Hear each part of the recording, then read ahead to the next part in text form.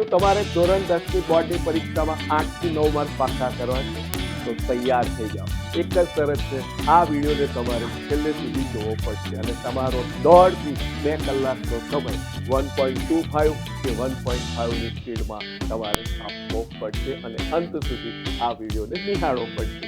એકદમ સરળ રસ્તે 8 થી 9 માર્ક લગભગ પાકા થઈ જવાના છે. અને હા, આવા બેઠા ખૂબ જ સરળ રસ્તે માર્ક મેળવવા માટે અમારી ચેનલને તમારે સબસ્ક્રાઇબ કરવી પડે, કેમ કે આવા સારા વિડીયો તમને સરળતાથી મળતા રહે. અને હા, આંખો બંધ કરીને તમારા સ્નેહીજનોને તમે યાદ કરો અને વધુમાં વધુ એ સ્નેહીજનોના પણ માર્ક પાક્કા થાય તે માટે તેને વહેલામાં વહેલી તકે આ વિડીયો પહોંચાડો, જેથી એમના પણ તમારી જેમ જ અમને આશીર્વાદ મળે તેવી અમારી સહાયતા કરવાની. એક જ શરત, છેલ્લે સુધી તમારે આ વિડીયો નિહાળવાનો છે. એ જ વસ્તુ આપણે આગળ વધારીએ. વર્તુળ પર અસંખ્ય વિદ્યાર્થી, ઓકે, એ તો તમારા સપ્તન એ અનંત વિસ્તરેલું છે. અસંખ્ય. આ વિડીયોમાં આપણે નિહાળીશું સર્વપ્રથમ વર્તુળના તમામ કન્સેપ્ટ. તે આગલા ધોરણના કન્સેપ્ટ પણ આપણે આમાં લઈશું, ખૂબ શાંતિથી ભણીશું. ત્યારબાદ MCQ, SQ ભણીશું.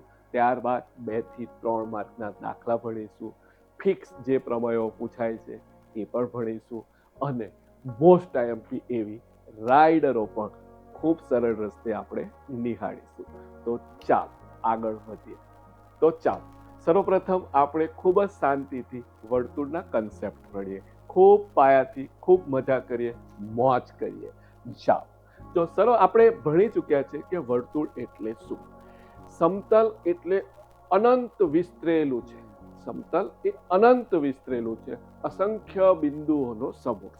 એમાં જુદા જુદા નિયમોને આધારે જુદી જુદી આકૃતિઓની રચના થતી હોય છે. તે પૈકી એક આકૃતિ એટલે વર્તુળ. એમાં આપણે શું કરતા હોઈએ છીએ તો કે એક બિંદુને નિશ્ચિત કરતા હોઈએ છીએ અને અંતર ફિક્સ કરતા હોઈએ છીએ. આ નિશ્ચિત બિંદુથી તમે નક્કી કરેલું, દાખલા તરીકે 5 સેન્ટીમીટર અંતર નક્કી કર્યું, તો આ નિશ્ચિત બિંદુથી 5 સેન્ટીમીટરે આવેલા તમામ બિંદુઓનો જે સમૂહ રચાય એને વર્તુળ કહેવામાં આવે છે. અને આ નિશ્ચિત બિંદુને વર્તુળનું કેન્દ્ર કહે છે અને આ નિશ્ચિત જે અંતર છે એને આપણે ત્રિજ્યા કહેતા હોઈએ છીએ. વર્તુળ પર અસંખ્ય બિંદુઓ છે, તો વર્તુળ પરના કોઈ પણ બિંદુને જો કેન્દ્ર સાથે આપણે જોડીએ તો એને ત્રિજ્યા કહેવાય. રાઈટ? એટલે જે નિશ્ચિત અંતર આપણે કર્યું હતું એ જ ત્રિજ્યા. રેખાખંડ PA શબ્દ એ ત્રિજ્યાના માપ માટે અને ફક્ત ત્રિજ્યા માટે પણ ઉપયોગી થતો હોય છે. હવે તમને આ વર્તુળ દ્વારા સમતલનું 3 ભાગોમાં વિભાજન થાય તે તમે ભૂતકાળમાં ભણી ગયા છો. જે આપણને આ વ્હાઇટ ભાગ વર્તુળનો છે એ વર્તુળની ફરતી સપાટી એટલે કે એની આપણે લંબાઈ માપીએ તો એને કહેવાય વર્તુળનો પરિઘ. અને આ જ વર્તુળ કહેવાય છે જેટલો ભાગ વ્હાઇટ છે. આને વર્તુળની અંદરનો ભાગ કહેવાય, આને વર્તુળની બહારનો ભાગ કહેવાય. કરેક્ટ? હવે તમારે શાંતિથી નોંધ સ્પષ્ટ શબ્દોમાં સમજી શકાય તેના માટે તમે આનો સ્ક્રીનશોટ પાડી શકો છો. રાઈટ? હવે ખૂબ શાંતિથી આપણે આગળના કન્સેપ્ટ ભણીએ. હવે વર્તુળ પરના કોઈ પણ 2 બિંદુઓ તમે લો, એને જોડો, જે રેખાખંડ મળે એને વર્તુળની જીવા કહેવાય.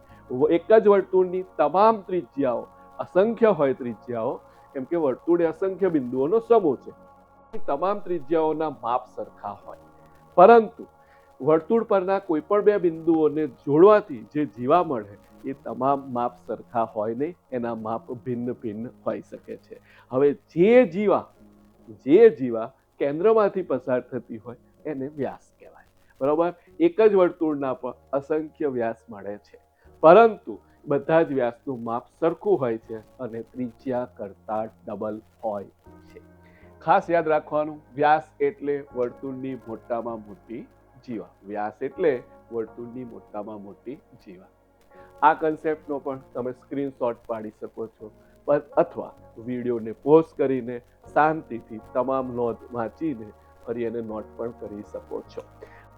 ચલો, બહુ જ અગત્યનો ધોરણ 10 માટે પણ અને તેના પછી માટેનો પણ આપણે ટોપિક લઈ રહ્યા છીએ. હવે એમાં બે શબ્દ ગણિતમાં આવે છે, આપણે ખૂબ શાંતિથી સમજીએ.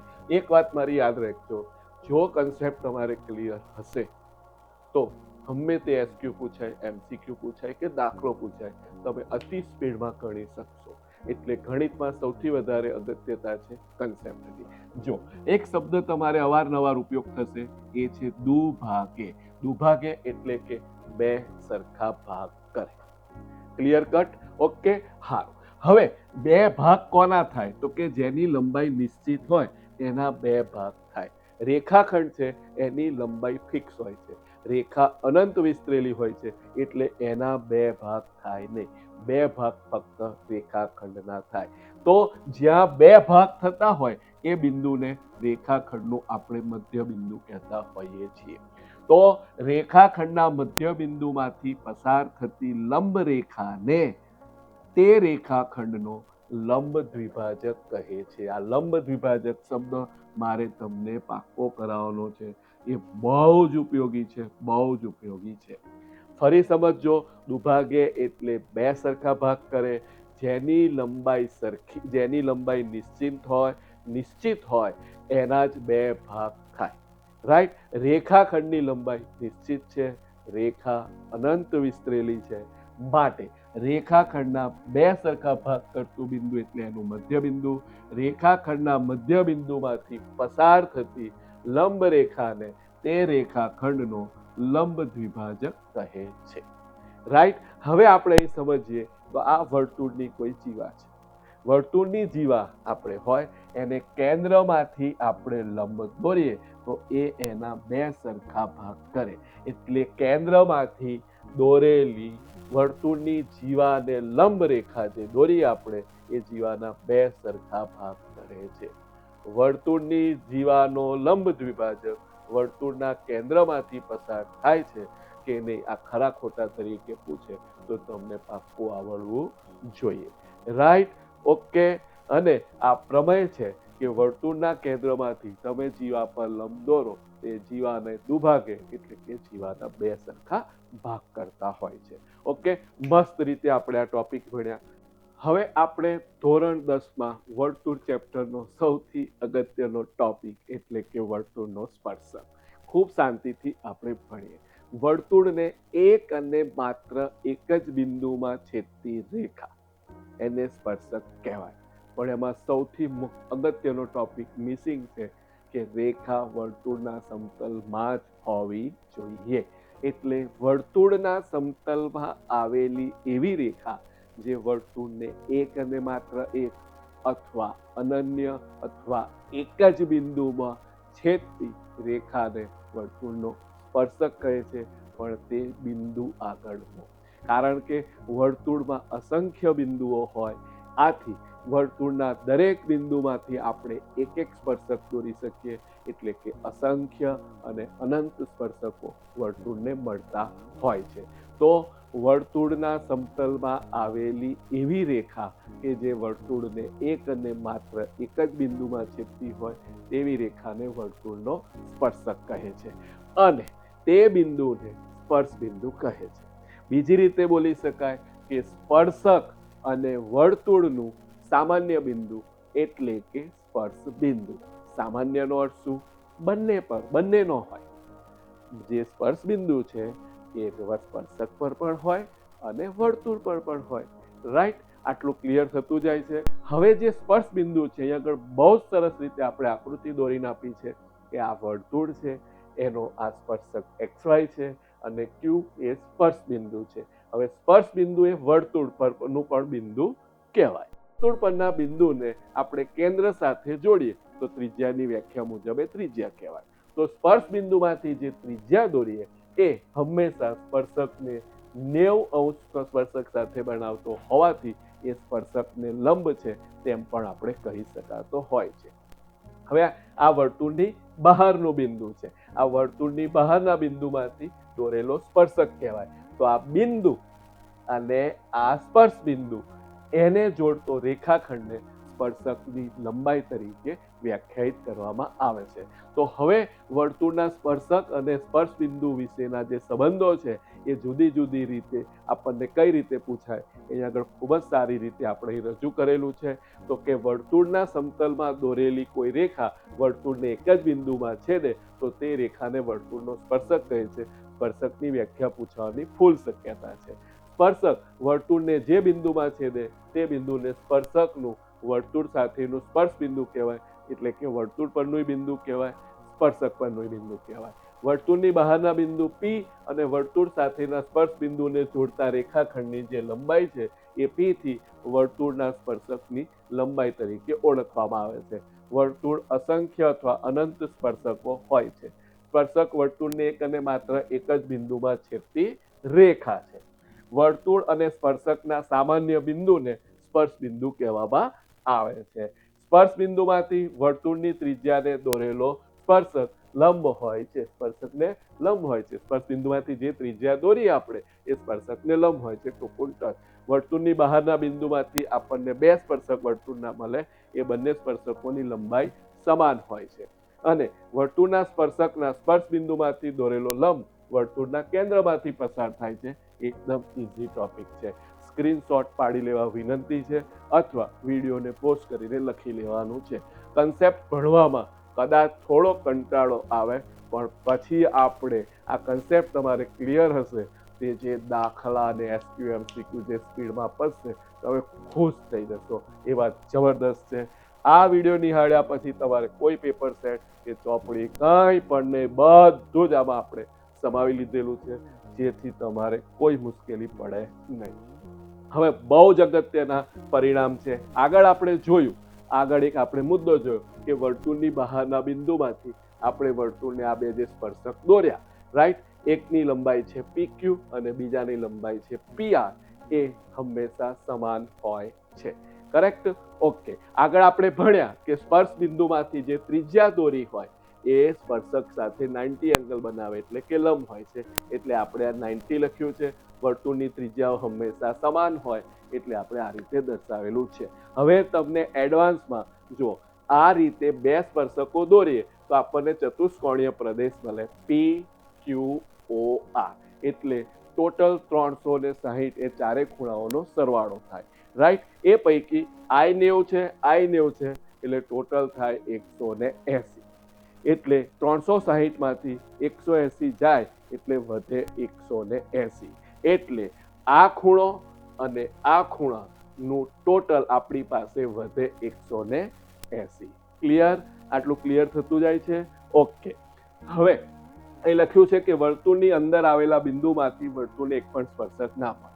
એ તો સ્વાભાવિક છે કે વર્તુળની અંદર બિંદુ તમે હોય અને તમે સ્પર્શક ક્યાંથી દોરી શકો? વ્યાખ્યા તો એવું કે છે વર્તુળ પરનું બિંદુ અંદર હોય, અહીં આગળ બિંદુ હોય તો આપણે જે મળે એને આપણે છેદિકા કહી શકીએ, સ્પર્શક ન મળે. એટલે આ SQ માટે ખૂબ અગત્યનું છે. વર્તુળ પરના બિંદુએ વર્તુળને એક અને માત્ર એક જ કહો, અનન્ય કહો, એક જ શબ્દ બોલો, એ બંને સમાન છે. આગળ બોલી ગયો છે. વર્તુળની બહારના બિંદુમાંથી આ બહારનું બિંદુ છે એમાંથી આપણે વર્તુળને બે સ્પર્શકો દોરી શકીએ છીએ. આ બહુ જ અગત્યનો SQ માટેનો કન્સેપ્ટ છે. તમે જોઈ શકો છો કે રેખાખંડ MN છે એ વર્તુળના કેન્દ્રમાંથી પસાર થતી જીવા છે, અર્થાત વ્યાસ છે. રાઈટ? તો આ વ્યાસનો આ એક અંત્ય બિંદુ વર્તુળ પર હોય એમાંથી આપણે એક સ્પર્શક દોરી શકીએ. આ બીજું અંત્ય બિંદુ છે એમાંથી આપણે એક સ્પર્શક દોરી શકીએ. તો સ્પષ્ટ દેખાય છે કે વર્તુળના વ્યાસના અંત્ય બિંદુઓમાંથી દોરેલા સ્પર્શકો હંમેશા એકબીજાને સમાંતર હોય છે. હવે આમાંથી ગજબ આપણને એક SQ પૂછાય કે આપણને એમ પૂછ્યું હોય કે 5 સેન્ટીમીટર ત્રિજ્યાવાળા 5 સેન્ટીમીટર ત્રિજ્યાવાળા વર્તુળના બે સમાંતર સ્પર્શકો વચ્ચેનું અંતર શોધો. તો તમે સમજી શકો છો કે ત્રિજ્યા 5 છે તો આ બે વચ્ચેનું અંતર એટલે કે વ્યાસ 5 ના ડબલ શું થઈ જાય? 10. આ મેં 5 તરીકે ઉદાહરણ આપ્યું છે કે કોઈ પણ એક માપ આપી શકે છે. વર્તુળની છેદિકા વિશે આપણે અભ્યાસ કરીશું. જોરદાર કન્સેપ્ટ છે. 1 મિનિટ તમારે આને સ્ક્રીનશોટ પાડી લેવો હોય તો બી ચાલે તેના માટે. હવે આપણે નેક્સ્ટમાં જઈએ, વર્તુળની છેદિકા વિશે સહેજ ભણી લઈએ. તો વર્તુળના સમતલની એવી રેખા જે વર્તુળને બે ભિન્ન બિંદુઓમાં છેદતી હોય તેને વર્તુળની શું કહેવામાં આવે છે? છેદિકા કહેવામાં આવે છે. આકૃતિ પરથી સ્પષ્ટ છે. વર્તુળની છેદિકાને સમાંતર હોય તેવા વધુમાં વધુ બે સમાંતર સ્પર્શકો એસક્યુ માટે તમારે ખાસ યાદ રાખવાનું છે. આનો બી સ્ક્રીનશોટ પાડવો હોય તો તમે પાડી શકો છો. આગળ આપણે ગજબ કન્સેપ્ટ ભણવો છે, બહુ અગત્યનો છે. 99.99% આના આધારિત દાખલા પૂછાય છે અને પૂછાય છે. બહુ મજા આવશે, જોરદાર. પહેલામાં પહેલું તો સમકેન્દ્રીય શબ્દ જ પર છે. ગણિતની એક ખાસિયત છે, જેવા શબ્દ હોય એનો જે અર્થ નીકળતો હોય એ એની વ્યાખ્યા હોય. જગતના જેવું નથી, રાઈટ. નામ હોય લક્ષ્મીચંદ, પરંતુ મંદિરની બહાર બેસીને ભીખ માંગતા હોય એવું આમાં નથી. ગણિત વાળાનું બહુ સ્પષ્ટ કામ છે, જેવું નામ એવા જેના ગુણધર્મ હોય છે. સમકેન્દ્રીય એટલે કે સમાન કેન્દ્ર વાળા, જે એક જ સમતલમાં આવેલા એવા બે વર્તુળો કે જેનું કેન્દ્ર સમાન હોય પણ ત્રિજ્યાઓ ભિન્ન હોય, બરોબર, તો તેને સમકેન્દ્રીય વર્તુળો કહેવામાં આવે છે. અહીં બહુ જ મસ્ત રીતે એને આકૃતિ દોરી છે, એની વ્યાખ્યા આપી છે. હવે બહુ મસ્ત દાખલા જે આમાં પૂછાશે 99.99% આ રીતનો દાખલો પૂછાતો હોય છે કે બે સમકેન્દ્રીય વર્તુળો આપેલા હોય, એમાં મોટા વર્તુળની કોક જીવા નાના વર્તુળને સ્પર્શે છે. મોટા વર્તુળની જીવા નાના વર્તુળને સ્પર્શે છે એટલે તમારે એમ સમજવાનું કે આ થયું સ્પર્શ બિંદુ કોનું? નાના વર્તુળનું. તો આ સ્પર્શ બિંદુમાંથી કેન્દ્ર તો સમાન છે બંનેનું, તો તમે સ્પર્શ બિંદુમાંથી અહીં કેન્દ્રને જોડો તે કેટલો એંગલ બનાવે? 90 એંગલ બનાવે. સ્પર્શ બિંદુમાંથી દોરેલી ત્રિજ્યા સ્પર્શકને લંબ હોય છે, માટે 90 એંગલ બનાવ્યો એને, રાઈટ. એટલે આ કાટકોણ ત્રિકોણ થઈ ગયો, જેમાં નાના વર્તુળની ત્રિજ્યા છે, આ મોટા વર્તુળની ત્રિજ્યા છે. હવે તમને આ ત્રણ પૈકી કોઈ પણ બે આપેલું હોય અને ત્રીજું તમારે શોધવાનું હોય, એટલે પાયથાગોરસનો પ્રમેય, કર્ણનો વર્ગ બાકીની બે બાજુઓના વર્ગોના સરવાળા જેટલો હોય છે. આનો ગજબ વિડીયો કોર્સમાં અત્યારે તમારે ડિલીટ કરેલો છે, પણ એનો ઉપયોગ 8મા ધોરણથી હોય છે અને 10મા ધોરણમાં વર્ષોથી ચાલતો પાયથાગોરસ પ્રમેય હાલ છે નહીં, પરંતુ એની ઉપયોગિતા જ્યાં સુધી ગણિત ભણશો ત્યાં સુધી છે. તેના માટેનો ગજબ વિડીયો આપણી ચેનલ પર છે જ. તમે એને શાંતિથી નિહાળશો તો આજના દાખલા તમે જવાબ મોઢે બોલશો, એ તમને ગેરંટી આપું છું, રાઈટ.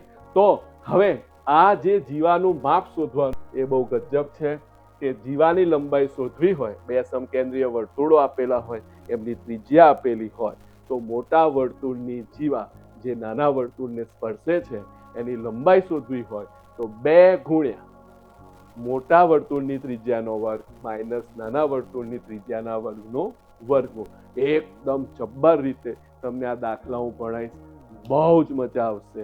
ઓકે, તો આ સૂત્ર પાકું આપણે નહીં કરવું હોય તોય તમારે થઈ જશે, ચિંતા નહીં. અત્યારે સ્ક્રીનશોટ પાડવો હોય તો છૂટ છે, કરેક્ટ. ઓકે, તમારે એક બહુ ફાયદો થઈ જાય વિડીયો માટે કે તમને કશું ના સમજાય તો તમે વિડીયોને રિવાઇન્ડ કરીને ફરી જોઈને તમને જે ના સમજાવ્યું એ પાકું કરી શકો છો. હવે બીજી જે બહુ અગત્યની રીત છે, એના દાખલા લગભગ પૂછાતા હોય છે, એના વિશે આપણે ચર્ચા કરી લઈએ. કે દાખલા તરીકે આ સ્પર્શ બિંદુ છે, તમને સ્પર્શ દેખાય છે, આ સ્પર્શ બિંદુમાંથી દોરેલી વર્તુળની ત્રિજ્યા છે, એ સ્પર્શકને લંબ હોય છે. આ વર્તુળનું બહારનું બિંદુ છે, આ વર્તુળના બહારના બિંદુમાંથી દોરેલો સ્પર્શક, જેને સ્પર્શકની લંબાઈ કહેવામાં આવે છે. અને આ જે OQ છે એ કેન્દ્રથી વર્તુળની બહારના બિંદુનું શું છે? અંતર. વર્તુળની બહારના બિંદુનું કેન્દ્રથી અંતર એટલે OQ છે. આમાં પાછો પાયથાગોરસ પ્રમેય આવશે, કર્ણનો વર્ગ બાકીની બાજુઓના વર્ગોના સરવાળા બરાબર હોય છે. આ રીતના દાખલા ખૂબ જ અગત્યના હોય છે. હવે આ તો આપણી ફેમસ રાઇડર છે કે વર્તુળ એ ચતુષ્કોણ ABCD ને, આ ચતુષ્કોણ ABCD છે એની ચારે બાજુઓને સ્પર્શતું હોય. કોઈક વર્તુળ કોઈ ચતુષ્કોણની ચારે બાજુઓને સ્પર્શતું હોય તો એ ચતુષ્કોણની આપણે આગળ રાઇડર ભણીશું. બહુ મજા આવશે, પૂછવાની ફૂલ શક્યતા વાળી છે. તો આમાં આપણે શું કરીશું તો એકદમ સહેલું છે કે આવી પરિસ્થિતિમાં ચતુષ્કોણની સામસામેની બાજુઓનો સરવાળો સમાન હોય છે. સાંભળી લેજો, લખી રાખજો. આવી પરિસ્થિતિમાં, કેવી પરિસ્થિતિમાં કે કોઈ વર્તુળ ચતુષ્કોણની ચારે બાજુઓને સ્પર્શતું હોય તો સામસામેની બાજુઓના માપનો સરવાળો સમાન રહેતો હોય છે. સામસામેની બાજુઓ કેવી રીતે આકૃતિ દોર્યા વગર નક્કી કરવી એ પણ હું તમને આમાં શીખવાડી દઈશ. ઓકે, તો હવે આપણે ભણીશું જબરદસ્ત SQ MCQ 2 થી 3 માર્કના 99.99% પૂછાય એવા જબરદસ્ત દાખલા. રાઈટ? ઓકે, તો ચાલો આગળ ભણીએ. હવે આ બહુ જ અગત્યનો ટોપિક છે જે અગાઉ હું તમને સમજાવી ચૂક્યો છું. ફરી એકવાર આપણે એને રિપીટ કરીએ કે આ વર્તુળની બહારનું બિંદુ છે, એમાંથી બે સ્પર્શકો TQ અને TP નીકળી રહ્યા છે. રાઈટ? ઓકે, તેથી ચતુષ્કોણીય પ્રદેશ બને છે TQOP. કરેક્ટ? ઓકે, હવે આ સ્પર્શ બિંદુમાંથી દોરેલી ત્રિજ્યાઓ હતી. અહીં 90 એંગલ થાય, અહીં 90 એંગલ થાય. આ બેનો સરવાળો 180 થાય.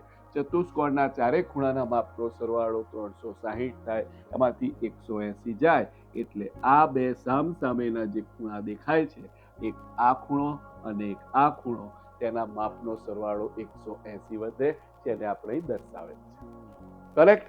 ઓકે, તો હવે આપણે MCQ SQ દાખલાઓમાં જબરદસ્ત રીતે પ્રવેશ કરીએ.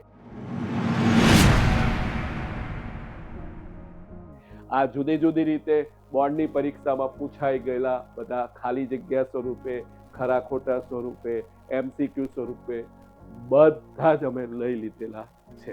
જો પહેલું વાંચીએ તો કે વર્તુળની અંદરના બિંદુમાંથી વર્તુળને ખાલી જગ્યા સ્પર્શકો દોરી શકાય. આપણે જોઈ ગયા 0, એક પણ ન દોરી શકાય. વર્તુળને કેટલા સ્પર્શક હોય? અસંખ્ય અથવા અનંત. એક વર્તુળને સ્પર્શક હોય અસંખ્ય અથવા અનંત. સાઈડ પર લખેલું છે કઈ સાલમાં પૂછાયેલા છે.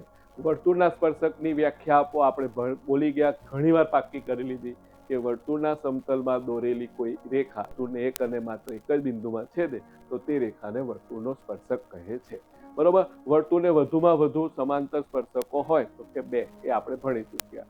વર્તુળની અંદર આવેલા બિંદુમાંથી વર્તુળને કેટલા સ્પર્શક મળે તો કે 0. રાઈટ? જો કન્સેપ્ટ ક્લિયર ના હોય તો આમાં તમારે ખૂબ વિચારવું પડે. અત્યારે આપણે ફટાફટ પૂરું કરીએ છીએ. વર્તુળનો સ્પર્શક વર્તુળને એક અને માત્ર એક બિંદુમાં છેદે. બધું જુદી જુદી રીતે કેવી રીતે પૂછાય છે અહીં આગળ એકદમ ક્લિયર થાય છે. વર્તુળને બે બિંદુમાં છેદતી રેખાને વર્તુળની છેદિકા કહેવાય. વર્તુળ અને સ્પર્શકના સામાન્ય બિંદુને વર્તુળ અને તેના સ્પર્શકના સામાન્ય બિંદુને સ્પર્શ બિંદુ કહેવાય. બોલો કેટલી મિનિટ લાગી? તમામ આપણે PYQ જોયા. હજુ આગળ SQ અને PYQ જોઈએ આપણે. તો આગળ જોઈએ. જો આવડે જ મેં વાત કરી હતી, ચતુષ્કોણ ABCD એક વર્તુળને પરિગત છે. બરોબર? તો સામસામેની બાજુઓ તમે આ રીતે ચતુષ્કોણ જે આપ્યો હોય એ દોરી દેવાનો. આશરે નામ આપી દેવાના ABCD. રાઈટ? તો સામસામેની બાજુઓ સ્પષ્ટ છે. AB વત્તા CD બરાબર બીજી કઈ થશે? AD વત્તા BC. હવે હું તમને ખાલી નામ પરથી પણ ડાયરેક્ટ આકૃતિ દોર્યા વગર સામસામેની બાજુઓ નક્કી કરતા શીખવાડ દઉં. જો AB જોડે CD લેવા. રાઈટ? એક થઈ ગયું, એક જોડ પતી ગઈ સામસામેની AB વત્તા CD. હવે વચ્ચેના બે બિંદુ લેવાના અને છેલ્લા બે બિંદુ લેવાના BC વત્તા AD. કદાચ આકૃતિ ના દોરવી હોય તો આ રીતે પણ દોરી શકો છો. બરોબર? હવે આપણને 3 બાજુના માપ આપ્યા છે, AB BC અને CD. તો આમાં મૂકી દેવાના. ચાલો, AB 6 છે, CD કેટલા છે? 5 છે. AD કેટલા છે તો કે સાહેબ શોધવાનું છે, અને BC આપ્યા છે 8. કરેક્ટ? 6 ને 5 11, એમાંથી તમે 8 બાદ કરો એટલે 3 તમારો જવાબ તૈયાર. આ રીતે તમે સરળતાથી ગણી શકો છો.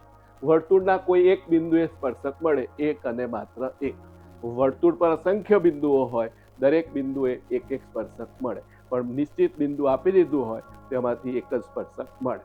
વર્તુળના આપેલા વ્યાસને સમાંતર વધુમાં વધુ 2 સ્પર્શકો દોરી શકાય. આપણે આકૃતિ દ્વારા આગળ સમજી ચૂક્યા છે.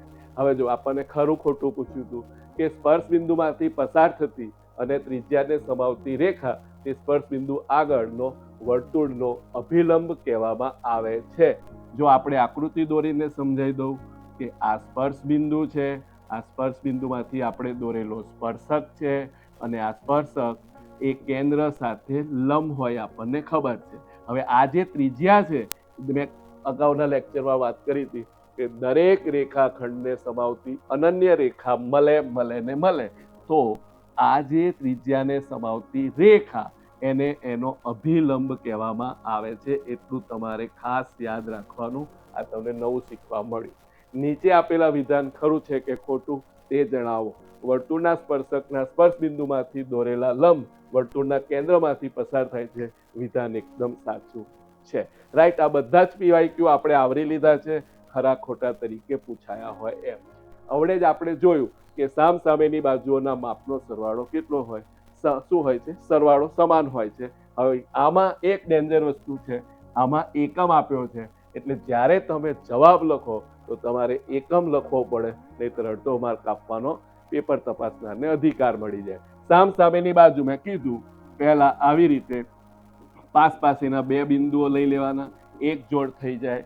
હવે વચ્ચેના બે બિંદુઓ આકૃતિ દોરીને બી તમે દોરી શકો છો, અને બાકી રહેલા બે બિંદુઓ સટાક દઈને સામસામેની બાજુઓની બંને જોડ આવી ગઈ. એમનો સરવાળો અચળ હોય. ચાલો, કેટલા આપ્યા છે મને? 7. અહીં માટેની નિશાની લખવી ફરજિયાત છે. બીસી આપણને આપ્યા છે 3 અને સીડી આપ્યા છે 4. તો એડી આપણે શોધવાનો છે. એકદમ સિમ્પલ વસ્તુ થઈ ગઈ છે. 7 ને 4 11, એમાંથી તમે 3 બાદ કરો એટલે એડી તમને મળશે 8. આ રીતે આપણે 8 સેન્ટીમીટર જવાબ એરો મારીને ખાસ તમારે લખવાનો રહેશે. ચલો, સરસ દાખલો ભણીએ આપણે. અગાઉ આપણે આ કન્સેપ્ટ શીખ્યા એ મુજબનો દાખલો છે. જો આ વર્તુળની બહારનો બિંદુ છે, એમાંથી દોરેલા આ બે સ્પર્શકો છે. આ સ્પર્શ બિંદુમાંથી દોરેલી ત્રિજ્યા છે, એટલે આ ખૂણો 90 આ ખૂણો 90, ટોટલ થયું 180. 360 માંથી 180 બાદ કરીએ એટલે આ બે સામસામેના ખૂણાનું ટોટલ થાય 180. આપણને આ 55 આપ્યો છે અડધો ખૂણો, એટલે 55 ના ડબલ થઈ જાય 110.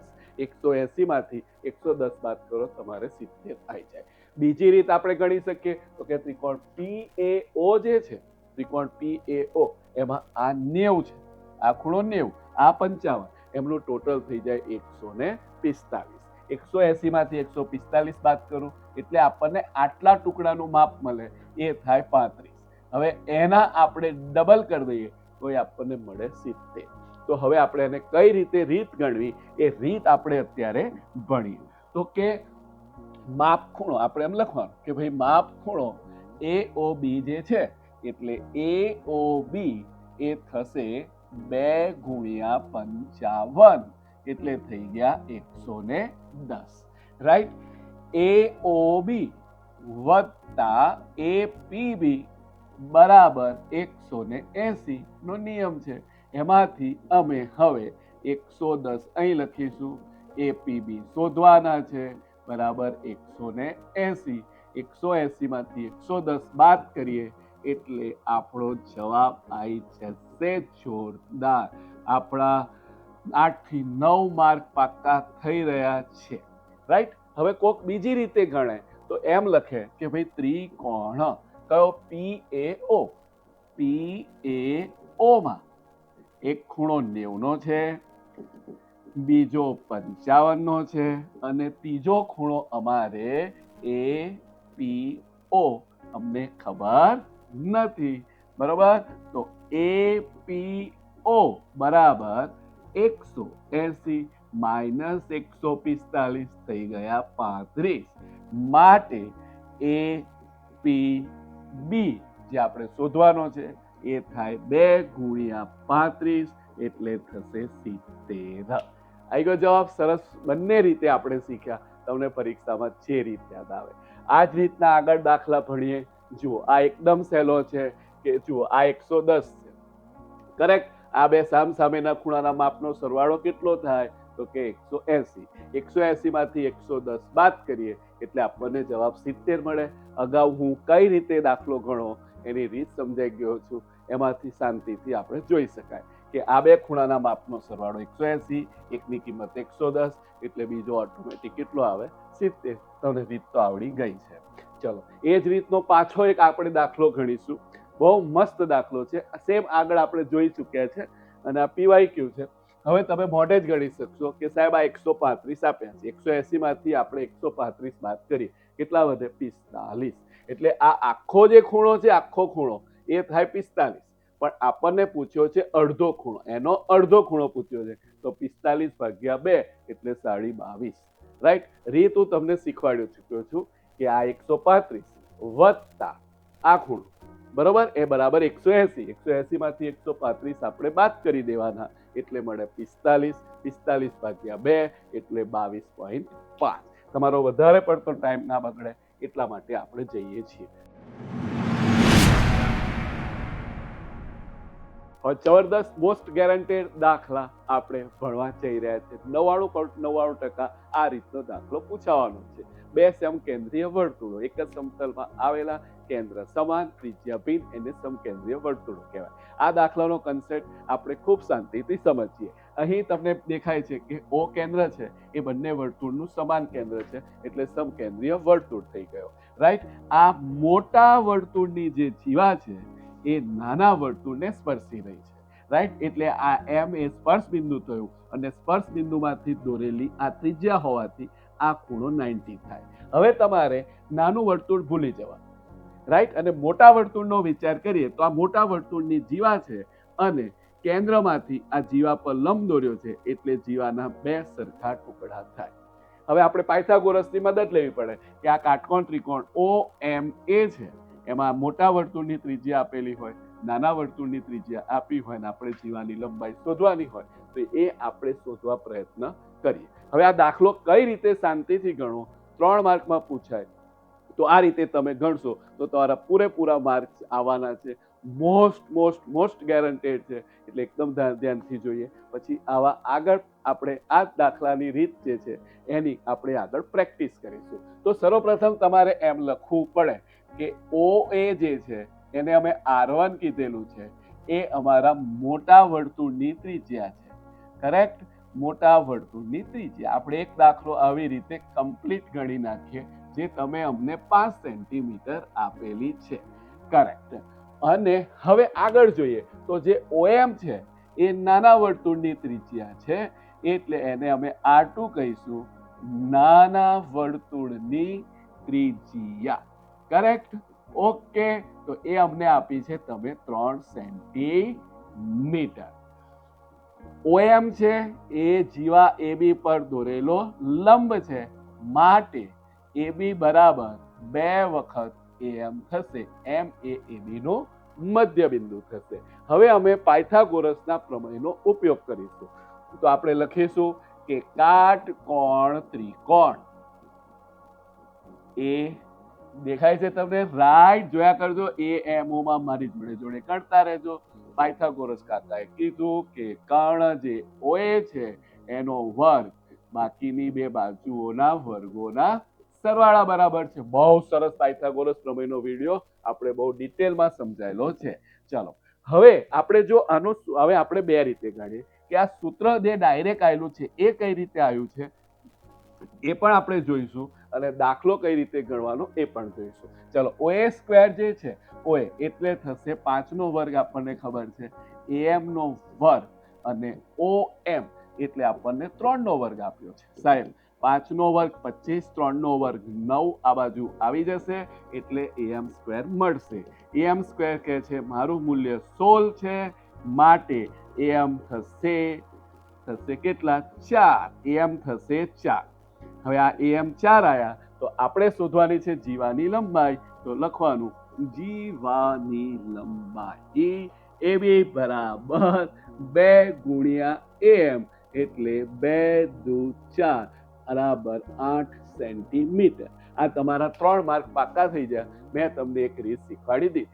હવે જો આ એક સૂત્ર જે ડાયરેક્ટ આપ્યું છે કે જીવાની લંબાઈ બરાબર 2 times √R1 square minus R2 square, એ કઈ રીતે આવ્યું છે એ પણ તમને સમજાવી દઉં. જો અહીંયા આગળ તમારે OA બરાબર લખવાનું થાય R1 સ્ક્વેર, AM સ્ક્વેર તો આપણે શોધવાના છે, અને OM એટલે R2 સ્ક્વેર, નાના વર્તુળની ત્રિજ્યા.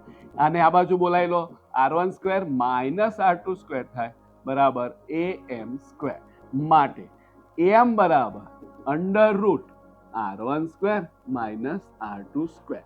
હવે આપણને ખબર છે કે AB બરાબર 2 ટાઈમ્સ AM, બરોબર, એટલે 2 ગુણ્યા under route R1 square minus R2 square. આ રીતે એ સૂત્ર આવેલું છે, એ પણ મેં તમને સાબિત કરીને બતાવ્યું. હવે આપણે ડાયરેક્ટ એનો જવાબ આ પહેલા 1, 2 અને 3 સ્ટેપ પર લખ્યા પછી જીવાની લંબાઈ AB બરાબર આકૃતિ દોરવી અનિવાર્ય છે. અહીં 5 લખવાના, અહીં 3 લખવાના, રાઈટ. પછી તમે આ ડાયરેક્ટ આ સૂત્ર લખો, આ પ્રોસેસ ના કરો તો પણ ચાલે.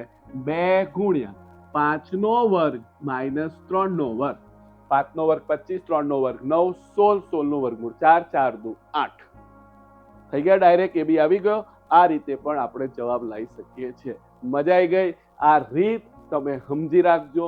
આપણે આગળ હવે આ જ રીતના દાખલા છે, તો એને 3 માર્કનો દાખલો પૂછાય તો મેં કીધું એમ આ આખો આ રીતે ગણી શકાય. તમને યાદ અને ડાયરેક્ટ આ સૂત્ર આવડતું હોય તો 1, 2, 3 સ્ટેપ આકૃતિ ફરજિયાત, અને અહીંથી લખીને તમે 3 માર્ક લાવી શકો છો.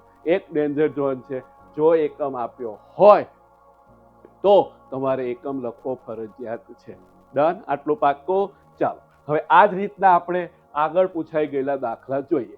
જો આ 41 છે, આ 40 છે.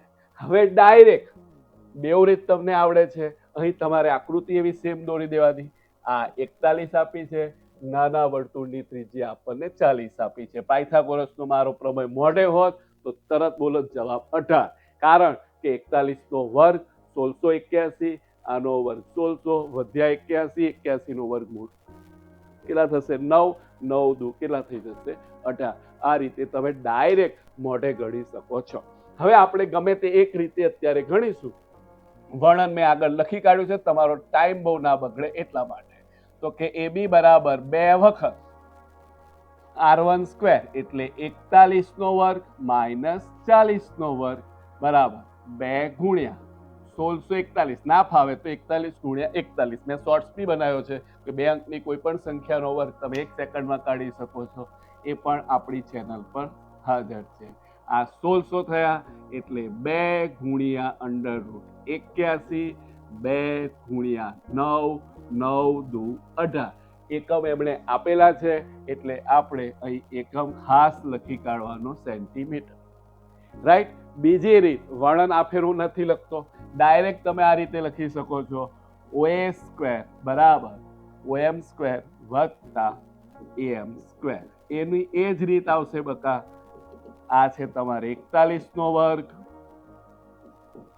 આ છે તમારો 40 નો વર્ગ, આ થઈ ગયો AM સ્ક્વેર, રાઈટ. આ થઈ ગયા 1681 માઇનસ 1600 બરાબર AM સ્ક્વેર. Clear cut? તો AM square is equal to થશે 81, માટે AM બરાબર થશે 9, માટે AB બરાબર 2 ગુણ્યા 9 બરાબર 18 સેન્ટીમીટર. આગળ આ જ રીતનો ફરી પૂછાઈ ગયેલો, બોર્ડમાં પૂછાઈ ગયેલો દાખલો તમે જોઈ શકો છો. 25, 24. તરત તમે વિડીયો જોયો હોય તો 7 બોલો, 7 દુ 14 કરતો. એક જ સેકન્ડમાં જવાબ. બરોબર. હવે કઈ રીત? તમને જે રીત ફાવે એ રીતે તમારે ગણી શકાય. તો કે AB બરાબર 2 ટાઈમ્સ, આમાં આપણે એક જ રીત ગણીશું, 25 નો વર્ગ માઇનસ 24 નો વર્ગ. શાંતિથી સાઈડ પર તમે 25 ગુણ્યા 25, 24 ગુણ્યા 24 કરી શકો છો. મોઢે આવડતું હોય તો વેલેન્ટ ગુણ 625 માં. એટલે જ મેં કીધું પાયથાગોરસનો પ્રમેય એમને બનાવ્યો નથી આપણે. 49, 2 ગુણ્યા 7 ભૂલ થાય નહીં, એકમ આપ્યો છે, યસ. તો 14 સેન્ટીમીટર ફરજિયાતપણે લખી નાખવાનું. ચાલો નેક્સ્ટમાં જઈએ. એનો એ જ રીતનો દાખલો દર સાલ પૂછાય છે, 13 અને 5. એટલે તરત તમે બોલો 12, 12 દુ 24. આવી રીતે પાક્કું કરી શકો છો. પાછું આપણે ગણી નાખીએ. જીવાની લંબાઈ AB બરાબર 2 વખત વર્ગમૂળમાં R1 square minus R2 square. પેલી પાયથાગોરસની રીત પણ મેં 2 વખત ગણીને તમને આપી. તમારે જે રીત ફાવે એ રીતે તમે પ્રેક્ટિસ કરી શકો છો. આંકડા બદલાય છે, રીત બદલાતી નથી. ઓકે, એ તો તમારે પાક્કું થઈ ગયું ભાઈ. 144 એટલે 2 ગુણ્યા 12 એટલે થયા 24. પણ એકમ આપ્યો છે, 100% લખવું પડે. જીવાની લંબાઈ AB બરાબર 24 સેન્ટીમીટર, નહીતર અડધાથી 1 માર્ક કાપી લે. આગળ વધીએ. એ જ રીતનો દાખલો પાછો જુઓ. 29 નો વર્ગ અને 21 નો વર્ગ. ઓકે, 29, 21 અને 20 ની જોડી છે. પાયથાગોરસ પ્રમેય મુજબ 20 ના ડબલ થઈ જશે, પછી કેટલા થઈ જાય? 40. પાયથાગોરસ મુજબ તમે ગણી શકો છો. આપણી રીત મુજબ ગણી શકો છો. AB બરાબર 2 ગુણ્યા R1 square minus R2 square. ચાલો મારી જોડે જોડે જ ગણતા રહેશો. પાક્કા 3 માર્ક થવાના છે તમારા. 29 નો વર્ગ માઇનસ 21 નો વર્ગ. બરોબર, તો આ થઈ ગયા તમારે 841. આ છે તમારા 441. વધ્યા તમારા 400 અને 2 ગુણ્યા 20. 20 નું 40. એકમ આપ્યો છે, એટલે જીવાની લંબાઈ 40 સેન્ટીમીટર. બહુ જોરદાર, મજા આવી ગઈ. જો પાછો પૂછાઈ ગયેલો દાખલો 25 અને 7. 25, 7 એટલે આવે 24. 24 ના ડબલ 48.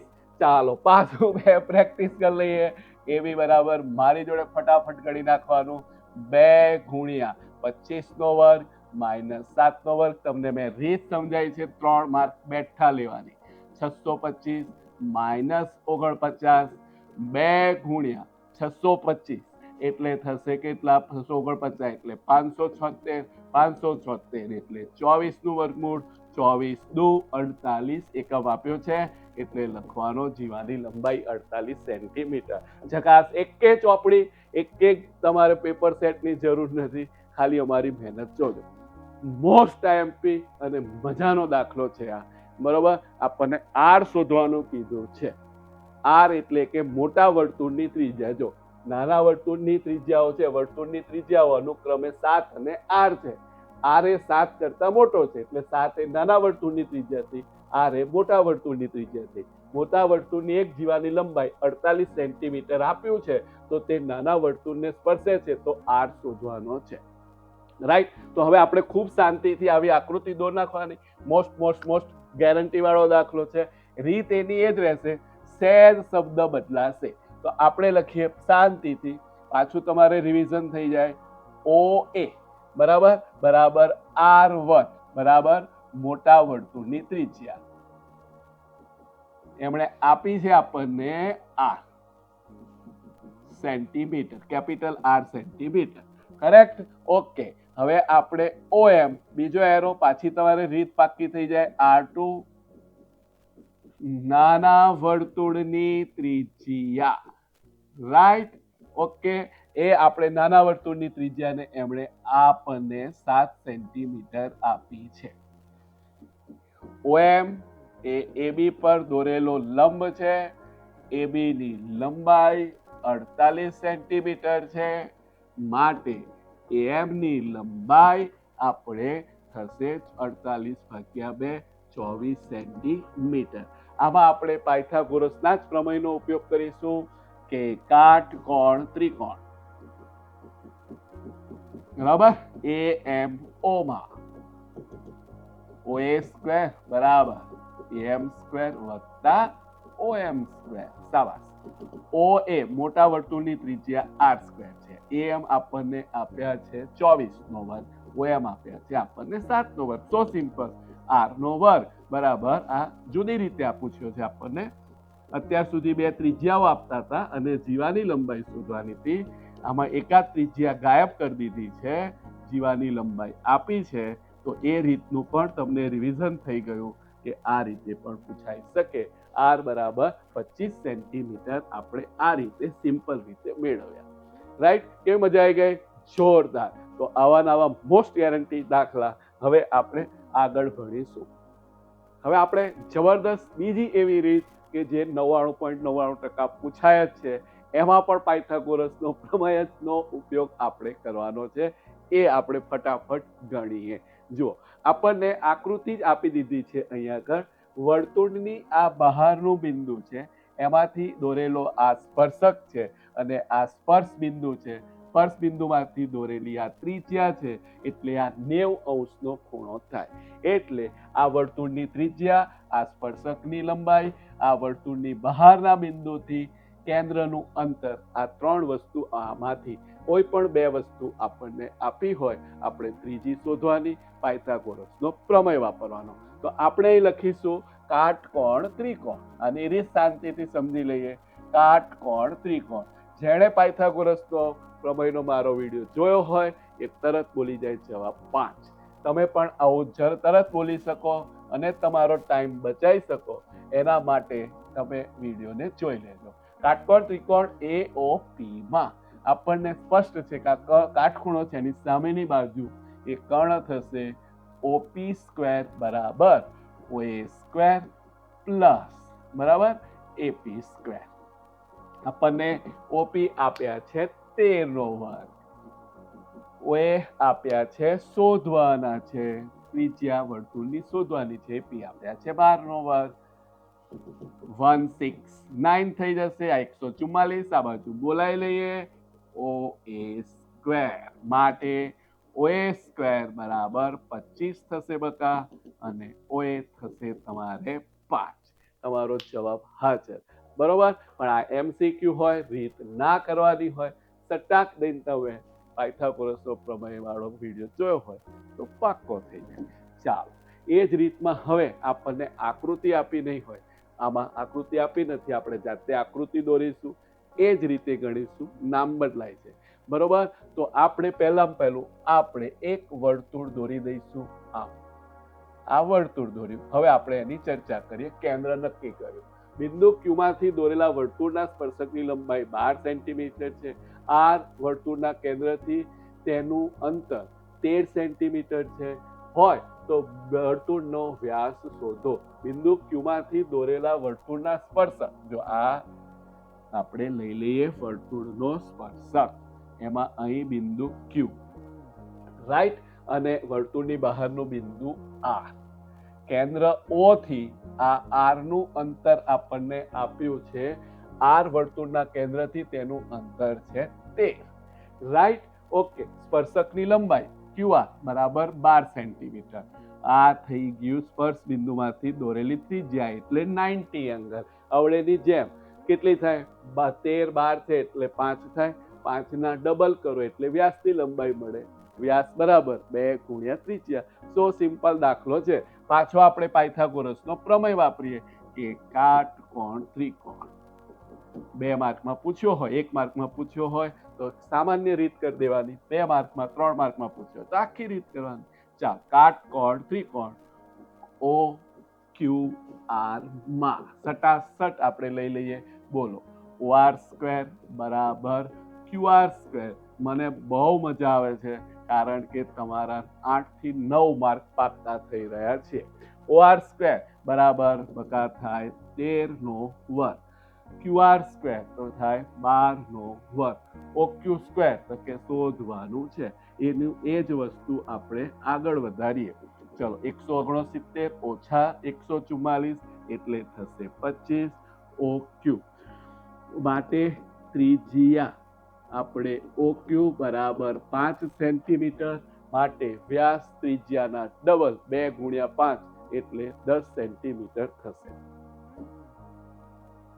ચાલો, હવે આપણે મોસ્ટ ગેરંટેડ દાખલા, જે આગળ આપણે રીત શીખી એ જ છે. તમે જોઈ શકો છો એકનો એક દાખલો કેટલી વાર પૂછાયેલો છે, રાઈટ. આપણને સ્પષ્ટ કીધું છે, તમારો સમય ના બગડે. આગળ આપણે એની ડિટેલમાં ચર્ચા કરી ગયા છે કે બિંદુ Q માંથી દોરેલા વર્તુળના સ્પર્શકની લંબાઈ 24 સેન્ટીમીટર છે. Q વર્તુળના કેન્દ્રથી અંતર, જો એટલે આપણે આ ફેર Q આપણે અહીં લખીશું, રાઈટ. અહીંથી ખબર પડે Q વર્તુળના કેન્દ્રથી તેનું અંતર 25 સેન્ટીમીટર છે એટલે આ થઈ જાય તમારે 25 સેન્ટીમીટર. ઓકે. અને વર્તુળના સ્પર્શકની લંબાઈ એટલે આપણે અહીં નામ આપીશું P, શાંતિથી. વર્તુળના સ્પર્શકની લંબાઈ PQ બરાબર 24 સેન્ટીમીટર છે. તો આપણને પૂછ્યું છે વ્યાસ શોધો.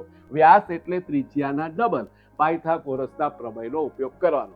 આ દાખલો 3 માર્કમાં પૂછાય તો આપણે કઈ રીતે એનું વર્ણન લખવાનું? તો આપણે લખી શકવાનું કે અહીં અહીં આપણને PQ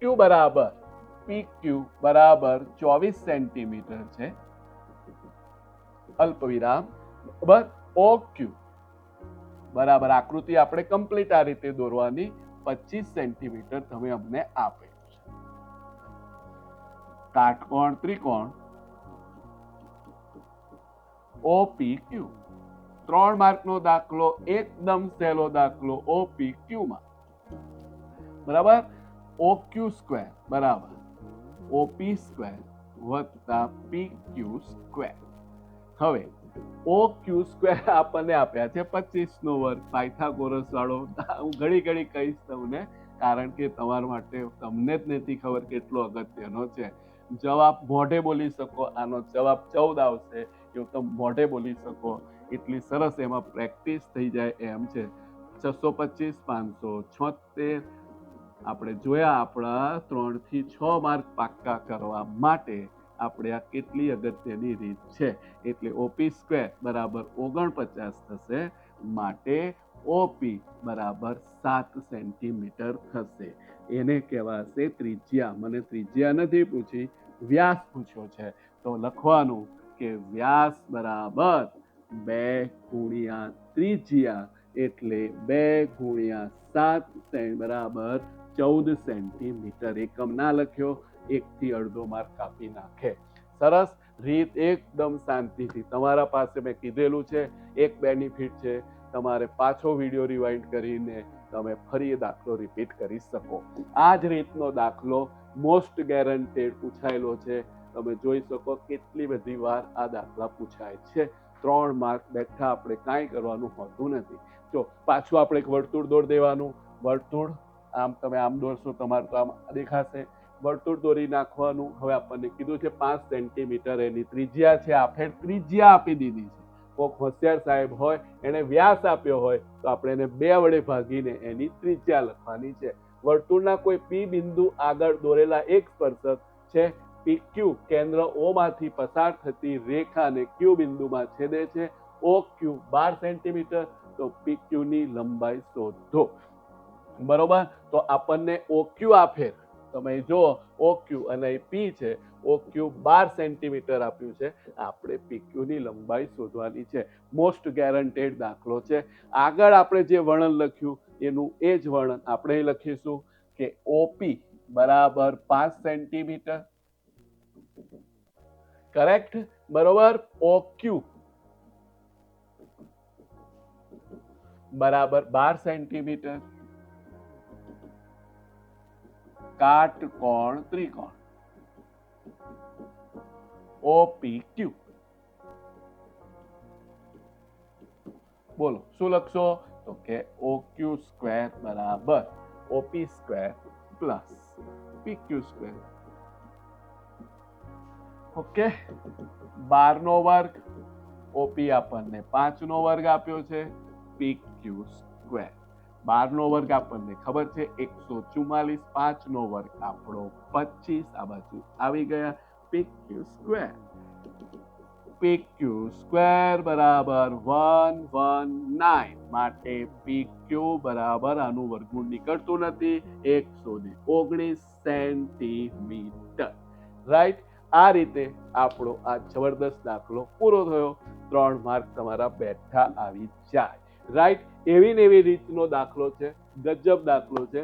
વર્તુળના કેન્દ્રથી 10 સેન્ટીમીટર અંતર આવેલું બિંદુ એ છે. આ કેન્દ્ર છે, આ વર્તુળ છે, આ ફેર વર્તુળના કેન્દ્રથી આ બિંદુ આવેલું છે, એ 10 સેન્ટીમીટર અંતરે આવેલું છે. આ 10 થઈ ગયા, બરોબર. હવે લંબાઈ 8 છે, એ થી વર્તુળના સ્પર્શકની લંબાઈ, અહીં આપણે બી નામ આપી દઈએ, આપણે શીખી ગયા છે આપણે કન્સેપ્ટમાં, એટલે આપણને 8 આપી દીધા છે. તો વર્તુળનો વ્યાસ શોધો, બરોબર છે. આ 8 છે, આ 10 છે, એટલે 100% આ આપણને મળશે 6. વર્તુળની ત્રિજ્યાના ડબલ કરીશું એટલે વ્યાસ મળશે, કેટલો આવશે? 12. આપણે શાંતિથી એને ગણીશું. તો આપણે લખીએ કે અમને AB આપ્યો છે તમે 8 સેન્ટીમીટર, કરેક્ટ. ઓકે, તમે અમને OA આપેલો છે 10 સેન્ટીમીટર.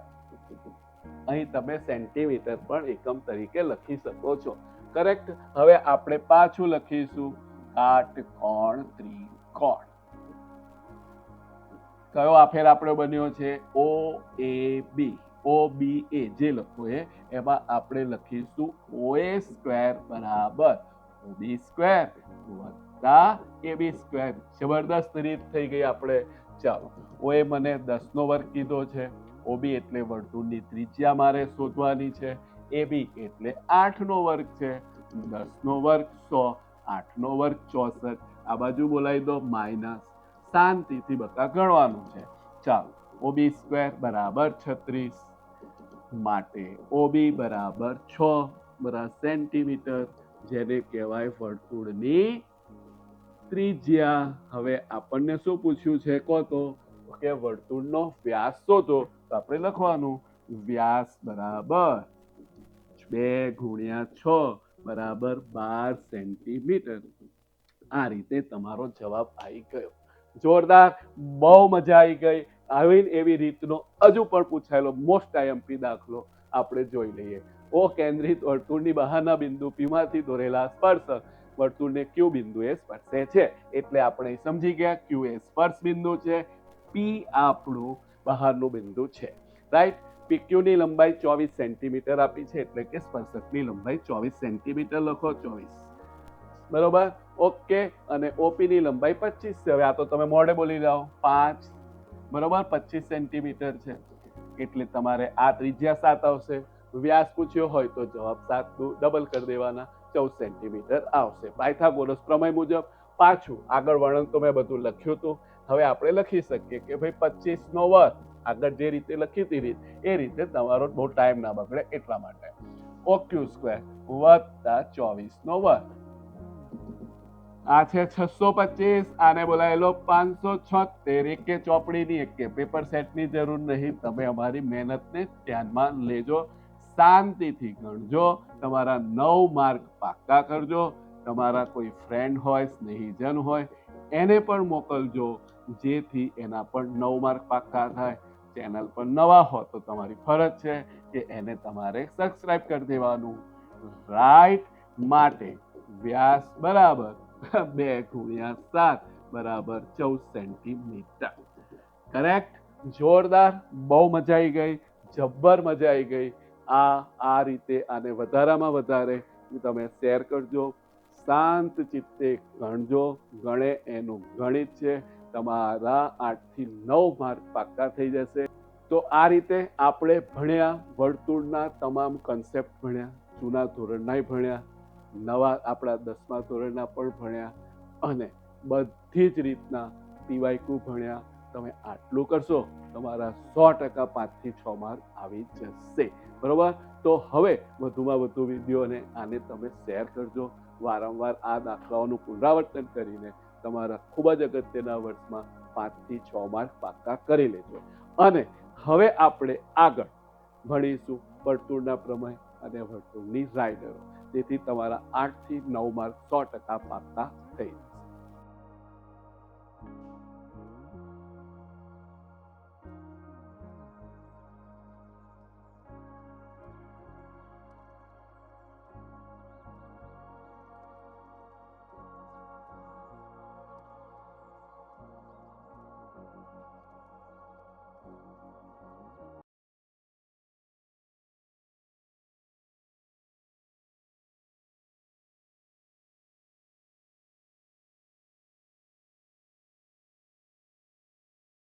ધોરણ 10ની બોર્ડની પરીક્ષામાં 3 માર્ક 100% પાકા કરવા.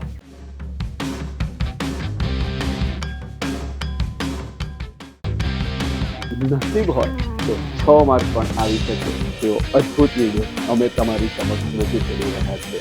તો આ વિડીયો મળે તો એને અંત સુધી અવશ્ય નિહાળી બોર્ડની પરીક્ષામાં તમારા માર્ક પાક્કા કરી લેવા વિનંતી છે. હા, આ વિડીયો જોયા પછી તમારે પ્રમેયો અને મોસ્ટ આઈએમપી રાઇડર કદાચ તમે પહેલી વાર ભણતા હશો, એ જબરદસ્ત રીતે ભણીને તમારે ભૂલવી હશે તો પણ તમે નહીં ભૂલી શકો. તો આવો આપણે શરૂઆત કરીએ. ધોરણ 10ની બોર્ડની પરીક્ષામાં 3 માર્ક 100% પાકા કરવા તથા નસીબ હોય તો 6 માર્ક પણ આવી શકે તેવો અદ્ભુત વિડીયો અમે તમારી સમક્ષ રજૂ કરી રહ્યા છીએ. તો આ વિડીયો મળે તો એને અંત સુધી અવશ્ય નિહાળી બોર્ડની પરીક્ષામાં તમારા માર્ક પાક્કા કરી લેવા વિનંતી છે. અને વધુમાં વધુ તમારા સ્નેહીજનો સાથે શેર કરીને એના પણ માર્ક પાક્કા કરી એના પણ અમને આશીર્વાદ અપાવવા વિનંતી છે. એક જ સરળ વિડીયોને અંત સુધી નિહાળવાનો છે અને તમારે સમય ના બગડે તમારો, તેના માટે તમે તમારી અનુકૂળ સ્પીડ 1.25 કે 1.5માં પણ આને નિહાળી શકો છો. હા, આ વિડીયો જોયા પછી તમારે પ્રમેયો અને મોસ્ટ એમપી રાઇડર કદાચ તમે પહેલી વાર ભણતા હશો એવી જબરદસ્ત રીતે ભણીને તમારે ભૂલવી હશે તો પણ તમે નહીં ભૂલી શકો. તો આવો આપણે શરૂઆત કરીએ પ્રમેય 10.1થી.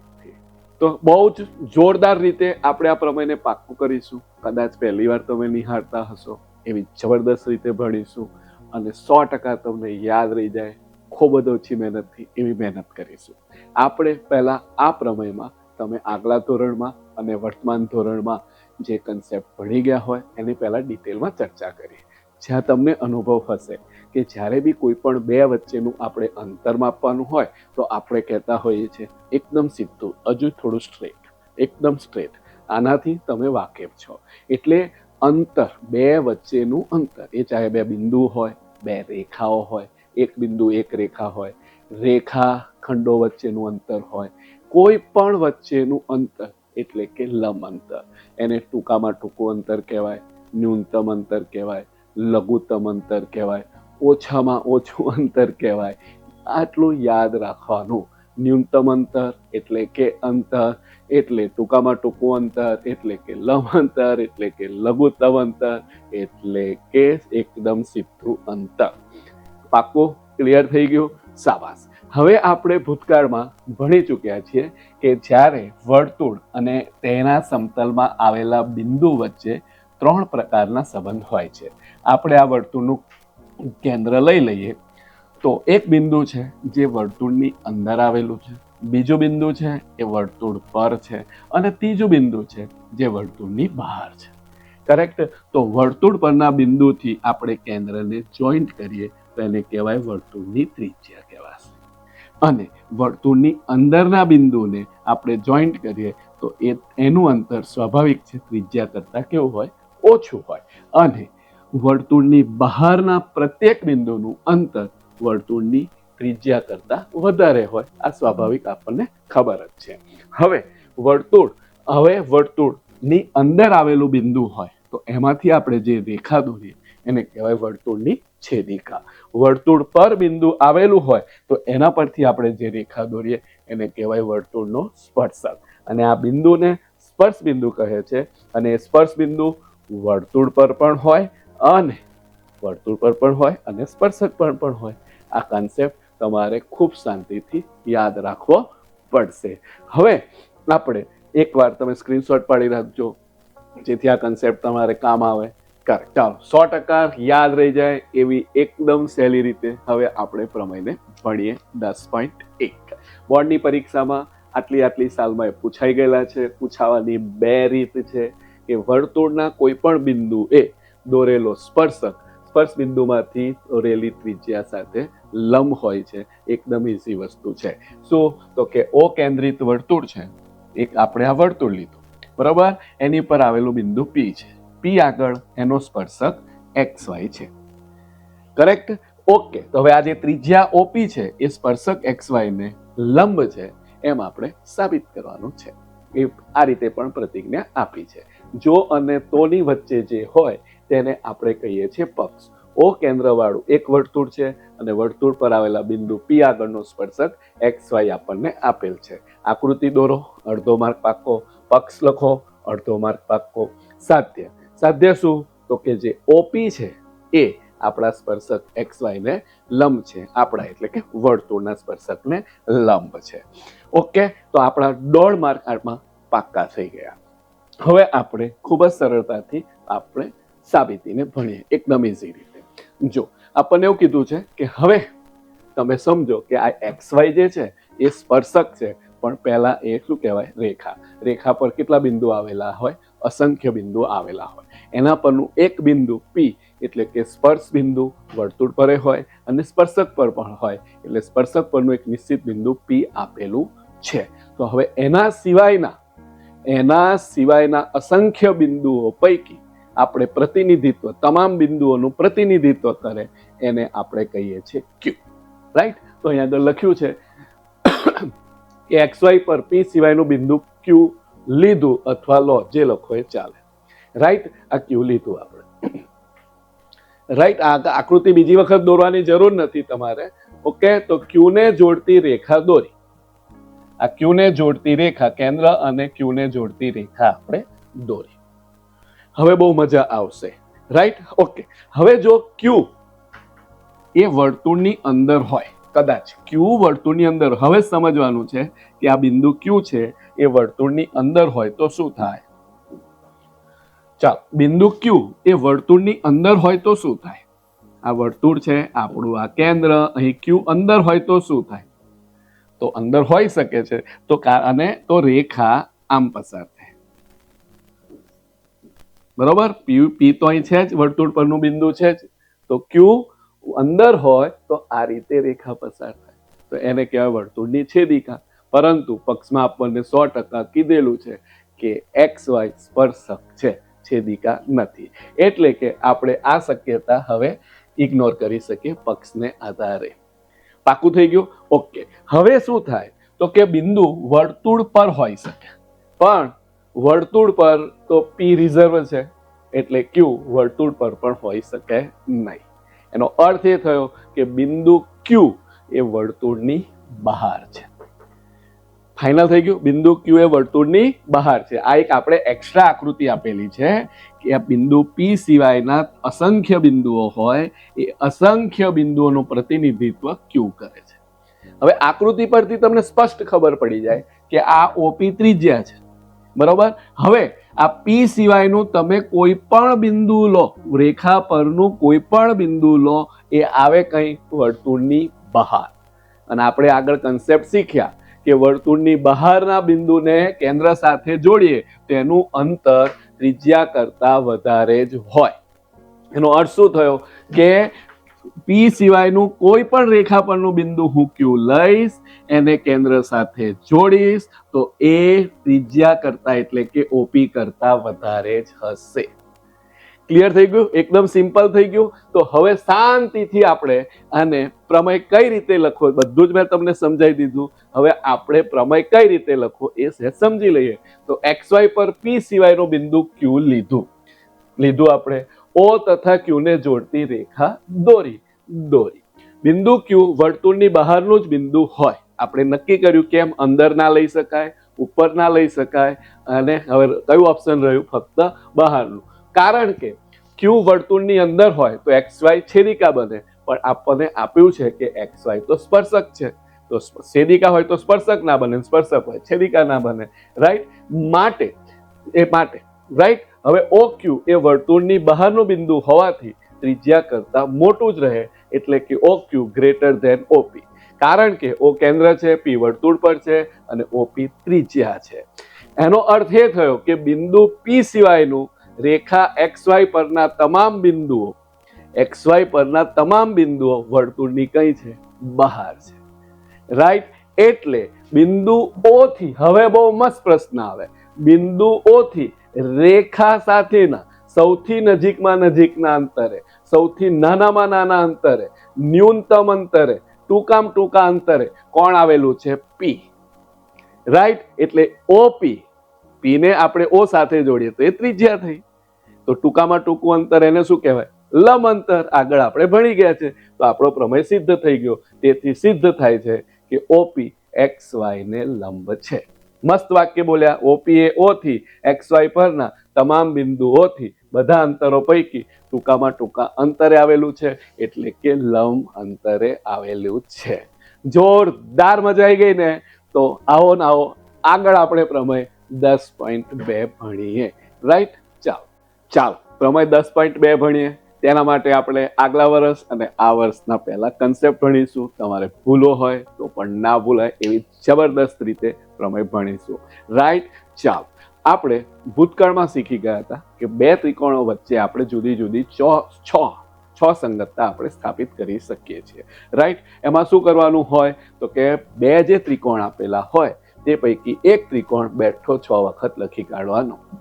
ત્યાર પછી બીજા ત્રિકોણમાંથી એક બિંદુ લીધું ડી. તો હવે આપણે જો કેટલા બિંદુ બાકી રહ્યા ઈ અને એફ, તો એકવાર EF લખાય, બીજી વાર FE લખાય, એટલે ડી પહેલા હોય એવી બે સંગતતા બની. હવે ઈ નો વારો, ઈ બે વખત આપણે લખવાનો અને વધ્યા કોણ DF, એકવાર DF એકવાર FD, રાઈટ. એક પછી ત્યાર પછી F ને પહેલા બિંદુ તરીકે લઈએ તો એકદમ સહેલું થઈ જાય. કઈ રીતે? તો હવે બાકી રહ્યા DE, તો D પછી ED. આમ જુદી જુદી 6 સંગતતા આપણે લઈ શકતા હોઈએ છીએ. હવે એ પૈકી આપણે એક સંગતતા અત્યારે અહીં લીધી છે, તો એના અનુરૂપ શિરોબિંદુઓ કોણ થાય? તો કે A જોડે D, B જોડે E, C જોડે F.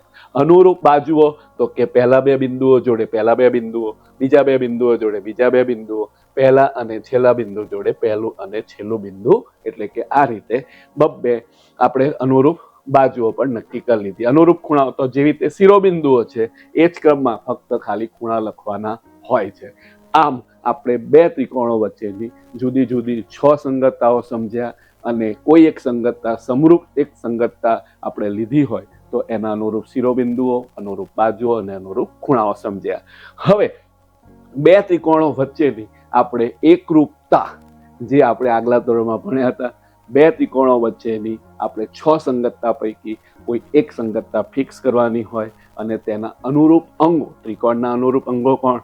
3 ખૂણાઓ અને 3 બાજુઓ. એટલે અનુરૂપ અંગો જો એના એકરૂપ હોય તો તેને એકરૂપતા કહેવાય. અનુરૂપ ખૂણાઓ એકરૂપ, અનુરૂપ બાજુઓ એકરૂપ, તો તેને એકરૂપતા કહેવાતી હોય છે. એને આપણે એક વિશેષ ઉદાહરણ દ્વારા સમજીએ કે ત્રિકોણ ABC અને DEF ની 6 સંગતતા પૈકી આપણે આ એક લીધી છે, તો એના અનુરૂપ ખૂણાઓ અને અનુરૂપ બાજુઓ સમાન હોય તો સંગતતા ABC સંગત DEF એકરૂપતા છે એમ કહેવાય. અને ત્રિકોણ ABC એકરૂપ, આ એની નિશાની છે, DEF એમ લખાતું હોય છે. હવે આપણે ખાસ યાદ રાખવાનું હોય છે કે બે ત્રિકોણો વચ્ચેની 6 સંગતતા પૈકી કોઈ એક સંગતતા એકરૂપતા થતી હોય તેનો અર્થ એવો નથી કે 6 સંગતતા એકરૂપતા થાય. હવે આપણે આ એકરૂપતા એ જુદા જુદા પ્રમેયો દ્વારા, એકરૂપતાની શરતો દ્વારા આપણે સાબિત કરી ચૂક્યા છીએ, આપણે આગળ ભણી ચૂક્યા છીએ. એ બધી શરતો તમને યાદ છે, બાખુબા, ખુબાખુ, ખુખુબા, બાબાબા અને કાકબા. આપણે તે પૈકી આ પ્રમેયમાં કાટખૂણો, કર્ણ અને બાજુ, બે કાટકોણ ત્રિકોણો વચ્ચે આપણે એકરૂપતા સ્થાપિત કરવા માટેની આ જે આપણે શરત ભણેલા હતા, કાટખૂણો, કર્ણ અને બાજુ, એનો અર્થ શું થયો કે બે કાટકોણ ત્રિકોણમાં કાટખૂણા તો એકરૂપ હોય જ, બરોબર. હવે કર્ણ એકરૂપ થાય અને બાકી રહેલી બે બાજુ પૈકી એક બાજુઓ એકરૂપ થતી હોય તો આપણે એ બે ત્રિકોણોને એકરૂપ લઈ શકીએ, રાઈટ. હવે આ કન્સેપ્ટ આપણે ક્લિયર કર્યો અને હવે આપણે આપણો પ્રમેય 10.2 એકદમ સહેલી રીતે તમને પાકી થઈ જશે એ રીતે ભણીએ. ચાલો, જબરદસ્ત રીતે, એકદમ ઇઝી રીતે આપણે પ્રમેય પાકો કરી દઈએ. તમને સ્પષ્ટ દેખાય છે કે આ પ્રમેય કેટલી વાર પૂછાયેલો છે, રાઈટ. પ્રમેયની પ્રતિજ્ઞા બી તમને મળે છે. વર્તુળની બહારના બિંદુમાંથી દોરેલા સ્પર્શકો શું કેવા હોય છે? સમાન હોય છે, એમની લંબાઈ સરખી હોય છે. આપણને ઓ કેન્દ્રિત વર્તુળની બહારનું બિંદુ P આપ્યું છે, તેના બે સ્પર્શકો PQ અને PR છે, એ બંને સમાન છે એમ આપણે સાબિત કરવાનું છે. આપણે અગાઉ શીખી ગયા હતા તેમ આપણે એક આકૃતિ દોરી દઈએ. એમાં ઓ કેન્દ્રિત વર્તુળ લીધું, રાઈટ. એની બહારનું બિંદુ P છે, એમાંથી દોરેલા બે સ્પર્શકો PQ અને PR આપણને આપેલા છે. આટલું આપણને આપેલું છે, એટલું આપણે પ્રતિજ્ઞામાં લખી કાઢીએ. આકૃતિ દોરીએ, અડધો માર્ક પાકો થઈ જાય. ઓ કેન્દ્ર વાળું વર્તુળ છે, વર્તુળની બહારનું બિંદુ P છે, એમાંથી દોરેલા બે સ્પર્શકો PQ અને PR છે. આટલું આપણને આપેલું છે. આપણે સાબિત કરવું છે PQ બરાબર PR. That's clear? ઓકે.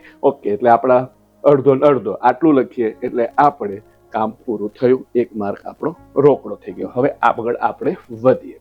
હવે આપણે સાબિતી જોઈએ. તો સાબિતી માટે આ ફરી મેં આકૃતિ આગળ લીધી છે કે જેથી તમારે સ્લાઇડ ના ફેરવવી પડે, તમારે ફરીવાર દોરવાની હોતી નથી. ચાલો હવે આપણે આગળ વધીએ.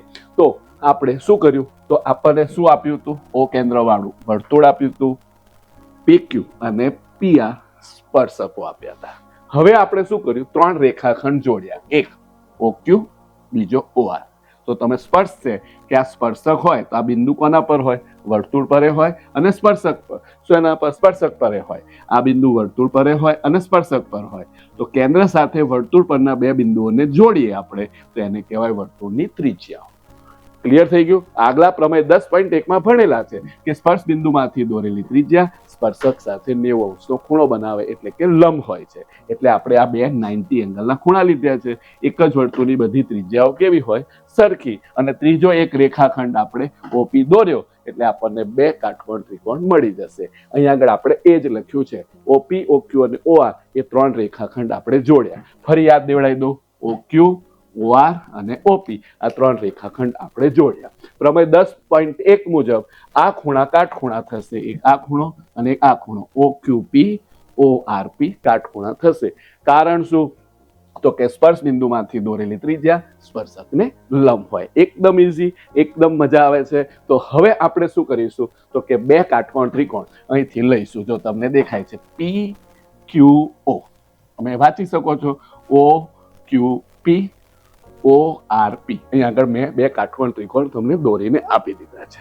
તો હવે આ 2 ત્રિકોણો વચ્ચે આપણે એક સંગતતા નક્કી કરી દઈએ.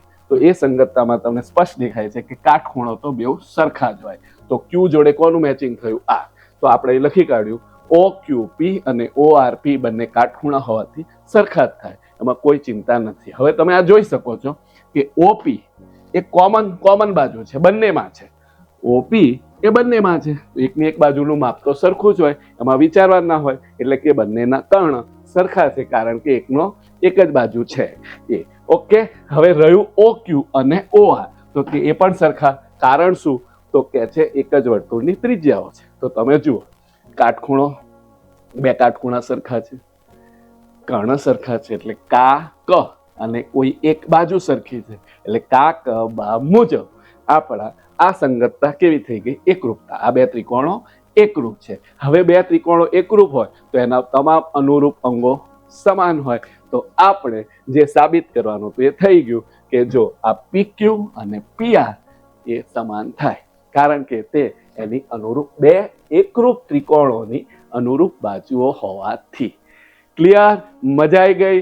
આ રીતે જબરદસ્ત રીતે આપણે પ્રમેય ભણ્યા. હવે તમારે ભૂલો હોય તો પણ નહીં ભૂલાય. રાઈટ? અને તમારે જે ટોપિક ના સમજાય હોય, તમને મેં કીધેલું જ છે કે વિડીયો તમારો જ છે. તમે આગળ રિવાઇન્ડ કરીને એ ટોપિક ફરી સમજી શકો છો. મજા આવી ગઈ? તો હવે આપણે ભણીશું 2 જબરદસ્ત મોસ્ટ IMP રાઇડર. તમારું નસીબ હોય અને અમારા આશીર્વાદ મેળવવાનું નસીબ હોય તે પૂછાવાની ફૂલ શક્યતા છે. અને એનો દાખલાઓમાં તો ઉપયોગ આવે જ છે. ચાલો, બહુ જોરદાર, એકદમ ઈઝી રાઇડર, એકદમ તમને યાદ રહી જાય. તમારું ભૂલ્યું હોય તો એ ના ભૂલાય એવી સરળ ભાષામાં આપણે શીખી લઈએ. આપણો પ્રશ્ન છે ચતુષ્કોણ ABCD એક વર્તુળને પરિગત છે. પરિગત એટલે શું? તો કે ચતુષ્કોણની જે ચારે બાજુઓ છે એ વર્તુળને સ્પર્શે છે. એટલે ચતુષ્કોણની ચારે બાજુઓ વર્તુળને સ્પર્શે છે એટલે ચતુષ્કોણ ABCD એ વર્તુળને પરિગત છે તેમ કહેવાય. તો એની સામસામેની બાજુઓ AB અને CD નો સરવાળો બરાબર BC વત્તા AD નો સરવાળો થાય. એમ આપણે સાબિત કરવાનું છે. સો સિમ્પલ. રાઈટ? ઓકે. તો હવે હાવ હેલું છે. જો આ બિંદુ છે એ વર્તુળની બહાર છે. આ બહારના બિંદુમાંથી 2 સ્પર્શકો AD અને AB નીકળ્યા. રાઈટ? એમાં AP અને AS આ સ્પર્શ બિંદુથી બહારના બિંદુનું અંતર, સ્પર્શ બિંદુથી બહારના બિંદુનું અંતર પ્રમેય 10.2 મુજબ સ્પર્શકોની લંબાઈ સમાન થાય એટલે આપણે લખ્યું AP બરાબર AS. એવી જ રીતે બહારનું બિંદુ B, એમાંથી 2 સ્પર્શકો નીકળ્યા, સ્પર્શકોની લંબાઈ BQ અને BP સમાન થાય. બહારનું બિંદુ C, એમાંથી 2 સ્પર્શકો નીકળ્યા, સ્પર્શકોની લંબાઈ CQ અને CR સમાન થાય. બહારનું બિંદુ D, 2 સ્પર્શકો નીકળ્યા, સ્પષ્ટ દેખાય છે એટલે DS અને DR સમાન થાય. પ્રમેય 10.2 મુજબ. હવે આપણે જે સાબિત કરવાનું છે પહેલા એની આપણે ડાબી બાજુ લીધી. હવે આપણે જોઈ શકીએ છીએ આકૃતિ પરથી સ્પષ્ટ છે કે એબી બે ટુકડામાં વહેંચાયેલું છે, એપી અને બીપી, રાઈટ. સીડી બે ટુકડામાં વહેંચાયેલું છે, ડીઆર અને સીઆર. તો આપણે એબી ની જગ્યાએ લખ્યું એપી વત્તા બીપી અને સીડી ની જગ્યાએ લખ્યું સીઆર અને ડીઆર. હવે આપણે જે પરિણામ એક હતું એમાં એપી ની જગ્યાએ આપણે એએસ લખી શકીએ, બીપી ની જગ્યાએ બીક્યુ લખી શકીએ, સીઆર ની જગ્યાએ સીક્યુ લખી શકીએ અને ડીઆર ની જગ્યાએ ડીએસ લખી શકીએ. એકદમ સો સિમ્પલ થઈ ગયું. હવે હું તમને એક ટેકનિક આપું. જો આ બે ક્યુ વાળા છે ને એને ભેગા કરવાના અને આ બે એસ વાળા છે એને ભેગા કરી દેવાના. પૂરો તમારો સાબિતી આવી ગઈ. જો બે ક્યુ વાળા ભેગા કરશો તમે તો તમે જોઈ શકશો બીક્યુ અને સીક્યુ નો સરવાળો બીસી થાય.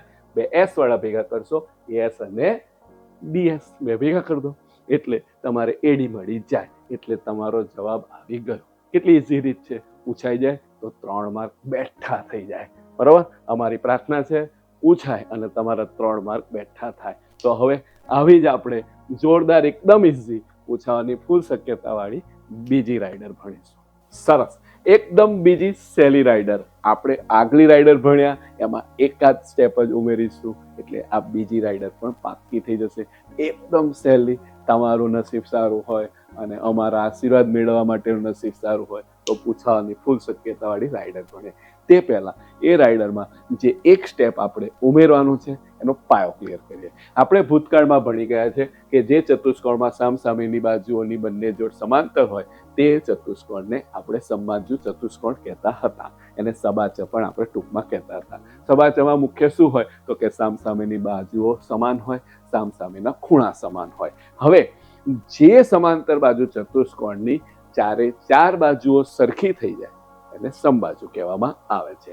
હવે થાય શું કે જો આ એક ચતુષ્કોણ છે જે આપણે સબાચ સમજીએ તો એ બી સી ડી સબાચ હોય તો કાયદેસર વ્યાખ્યા મુજબ એ બી અને સીડી સામસામેની બાજુઓ સરખી થાય, એડી અને બીસી સામસામેની બાજુઓ સરખી થાય. કરેક્ટ? ઓકે. હવે આપણે શું કરી દઈએ કે જો એબી અને બીસી સમાન બતાવી દઈએ, એબી અને બીસી સમાન બતાવી દીધા તો ચલો એબી બરાબર બીસી સમાન બતાવ્યા તો બીસી જોડે કોણ સમાન હતું તો કે એડી અને એબી જોડે કોણ સમાન હતું સીડી. એબી અને બીસી સમાન થયા પણ એબી ને સીડી તો એડવાન્સમાં સમાન હતા જ અને બીસી અને એડી પણ સમાન હતા એટલે ઓટોમેટિક ચારે ચાર બાજુઓ સમાન થઈ ગઈ. કેવી રીતે તો કે એબી બરાબર બીસી. બરોબર. ઓકે. જો એક્સ બરાબર 2, વાય બરાબર 2 અને બરોબર અને એક્સ બરાબર ઝેડ હોય તો શું થાય તો કે એક્સ બરાબર વાય બરાબર ઝેડ બરાબર 2. ક્લિયર? એ મુજબ તમે વિચારો તો કે એબી બરાબર બીસી આવ્યું. બરોબર. પણ એબી બરાબર સીડી તો ઓલરેડી હતું જ અને બીસી બરાબર ઓલરેડી એડી હતું એટલે ચારે ચાર બાજુઓ સમાન થઈ ગઈ. એટલે આપણે સમાંતર બાજુ ચતુષ્કોણની પાસેની બાજુઓની એક જોડ આપણે સરખી બનાવી દઈએ તો એ સબાચ થઈ જાય. એ સબાચ સમબાજુ બની જાય. આ કન્સેપ્ટનો આપણે ઉપયોગ કરીશું. હવે આપણે જે રાઇડર સાબિત કરવાની છે કે વર્તુળને પરિગત સમાંતર બાજુ ચતુષ્કોણ, ખાલી ચતુષ્કોણ નહીં. આપણે આગળ ભણ્યા કે વર્તુળને પરિગત ચતુષ્કોણની સામસામેની બાજુઓના માપ કેવા હોય છે? બાજુઓના માપનો સરવાળો સમાન હોય છે. આપણે ભણી ગયા. હવે જો વર્તુળને પરિગત સમાંતર બાજુ ચતુષ્કોણ રચો તે સમબાજુ જ હોય એ આપણે સાબિત કરી દઈશું. કોઈ આમાં આગલા પ્રમેય જેવો જ આપણે આગલી જે રાઇડર ભણ્યા એમ જ ભણવાનું છે. ખાલી આ એક સેન્ટેન્સ વધારાનું છે કે ચતુષ્કોણ એબીસીડી સબાચ છે માટે સામસામેની બાજુઓ સરખી છે. બાકી આપણે આગળ જે રાઇડર ભણ્યા એ અહીંથી શરૂ કરીને તમે જોઈ શકો છો બેઠી અહીં આગળ આવી જાય છે. આપણે એબી વત્તા સીડી બરાબર એડી વત્તા બીસી આપણે આ સાબિત કરી ચૂક્યા છે. એ જ છે એટલે આપણે ટાઈમ તમારો બગાડતા નથી. હવે શું કામ કરવાનું છે કે આમાં અહીંથી એક એક્સ્ટ્રા ઉમેરાયું. શું એક્સ્ટ્રા ઉમેરાયું કે આ ચતુષ્કોણ સામાન્ય ચતુષ્કોણ નહોતો. શું હતો? સબાચ. તો સબાચમાં શું હોય તો એબી બરાબર શું લખાય? સીડી લખાય. તો અહીં જે સીડી હતું એની જગ્યાએ આપણે અહીં એબી લખી કાઢ્યું. ક્લિયર થઈ ગયું? ઓકે. શાબાશ. બીસી બરાબર શું કહેવાય? એડી. તો જે એડી હતું તો હું શું લખી શકું? બીસી. કઈથી? પરિણામ 1 પરથી. બહુ જોરદાર થઈ ગયું. ચલો 2 વખત AB 2 વખત BC, બે બે ઉડી ગયા, AB બરાબર BC. હવે આ કોપી પેસ્ટ જ કરવાનું, AB બરાબર BC. હવે પરિણામ એકની મદદ લેવાની કે AB ની જોડે કોણ હતું? CD. તો AB બરાબર BC હતા, પણ AB બરાબર CD તો હતા, અને BC બરાબર AD હતા, તો BC બરાબર AD. ચારે ચાર બાજુઓ સમાન થઈ ગઈ, એટલે સબાચ હવે બની ગયો સમબાજુ ચતુષ્કોણ. કેટલી સહેલી રાઇડર હતી. આ બે રાઇડરો પાકી થઈ જાય તો કદાચ પૂછાઈ જાય, તમારું નસીબ હોય તો, અને અમારું પણ નસીબ હોય તો. જોરદાર મજા આવી ગઈ, રાઈટ? તો આ વિડીયોને વધુમાં વધુ સ્નેહીજનો સાથે શેર કરી એના આશીર્વાદ અમારા જોડને અપાવજો. ચેનલ પર નવા હો તો પહેલા સબસ્ક્રાઇબ કરી દેજો. Best of luck four board exam. જય સ્વામિનારાયણ.